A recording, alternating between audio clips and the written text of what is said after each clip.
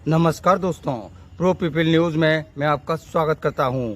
26 जुलाई को कारगिल वॉर के 25 वर्ष पूरे हुए हैं। इसको हम विजय दिवस के रूप में मनाते हैं। भारत और पाकिस्तान के बीच अभी तक 3 युद्ध लड़े जा चुके हैं। पहला युद्ध 1965 में हुआ। इसके बाद 1971 में दूसरा युद्ध हुआ, जिसमें पूर्वी पाकिस्तान यानी बांग्लादेश पाकिस्तान से अलग हो गया। इन दोनों युद्धों में भारत को बड़ी जीत मिली। 1999 में कारगिल युद्ध की शुरुआत हुई। इसमें भी भारत को विजय मिली, लेकिन कारगिल वॉर युद्ध घोषित नहीं किया गया। हालांकि इसमें जिस तरह के हथियार इस्तेमाल हुए, ये वास्तव में एक युद्ध था, जिसे आधिकारिक रूप से युद्ध के बजाय विदेशी घुसपैठ कहा गया। कारगिल वॉर के बारे में अभी तक आपने बहुत कुछ सुना पड़ा होगा, लेकिन आज हम आपको उन बातों को बताएंगे जिनके बिना कारगिल वॉर की जानकारी अधूरी है। कारगिल वॉर 1999 में मई में शुरू हुआ। ये लगभग 3 माह तक चला। 26 जुलाई को कारगिल वॉर समाप्ति की घोषणा की गई। इसमें भारतीय सेना के 674 जवान शहीद हुए।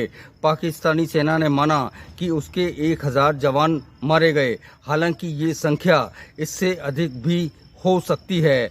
कारगिल वॉर हमने ज़रूर जीता, लेकिन हमें इसमें नुकसान भी उठाना पड़ा। सवाल है कि इतने जवानों को हमें क्यों खोना पड़ा और 3 महीने लंबा युद्ध क्यों खिंच गया। पाकिस्तान के मुकाबले बड़ी फौज और तादाद में हथियार होने के बावजूद पाकिस्तान ने कारगिल वॉर को 3 महीने तक कैसे चलाया। कारगिल वॉर शुरू होने पर सामरिक दृष्टि से पाकिस्तान की स्थिति बेहतर थी। उनकी फौज ऊपर पहाड़ों पर थी और भारतीय सेना नीचे की ओर। रणनीतिक रूप से वो भारतीय सेना पर हमला करने में अधिक सक्षम थे। इस कारण युद्ध की शुरुआत में हमारे बहुत सारे जवान अफसर शहीद हो गए। पाकिस्तानी तोपखाना लगातार भारतीय सेना पर गोलाबारी कर रहा था, क्योंकि उसे हमारी लोकेशन की जानकारी थी। जवाब में हमारी सेना ने भी तोपखाने का सहारा लिया, लेकिन दुश्मन के ठिकानों की सटीक जानकारी न होने के कारण पाक सेना लंबे समय तक युद्ध में टिकी रही। भारतीय सेना के पास WLR नहीं था, यानी वेपन लोकेटिंग रडार, ताकि दुश्मन के तोपखाने की सटीक लोकेशन का पता लगाकर उसके तोपखाने को तबाह किया जा सके। हमारे पास ना तो अवाक्स विमान था, ना ही मिलिट्री सैटेलाइट। यहाँ तक कि बर्फ में काम आने वाले जूते भी सीमित संख्या में थे।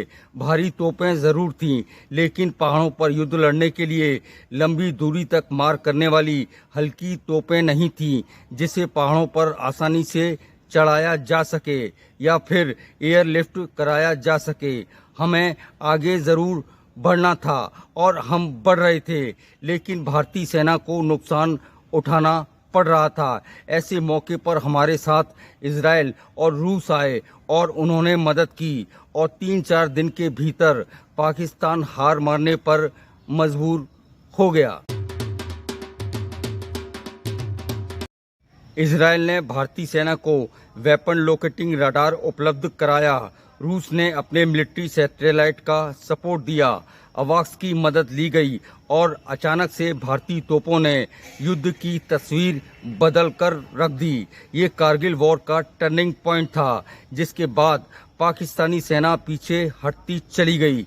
पाक फौज को जितना नुकसान उठाना पड़ा, इसका उनको पहले से अंदाजा नहीं था। कारगिल वॉर से भारतीय सेना को एक सबक मिला। हमारी तैयारी ऊंचे पहाड़ों पर लड़ने के लिए पर्याप्त नहीं थी। चीन से अगर युद्ध होने पर मामला चिंताजनक बन सकता था। कारगिल वॉर से सबक लेते हुए भारतीय सेना ने अपनी उन सभी ज़रूरतों को पूरा किया जो पहाड़ों पर युद्ध के लिए ज़रूरी था। अगली बार फिर आएंगे किसी नई जानकारी के साथ। प्रो पीपल न्यूज़ के लिए अमिताभ आकाश की रिपोर्ट। लेटेस्ट न्यूज अपडेट के लिए हमारे चैनल को सब्सक्राइब करें और साइड में दिख रहे नोटिफिकेशन बेल आइकन पर क्लिक करके हमारे वीडियो को सबसे पहले देखें।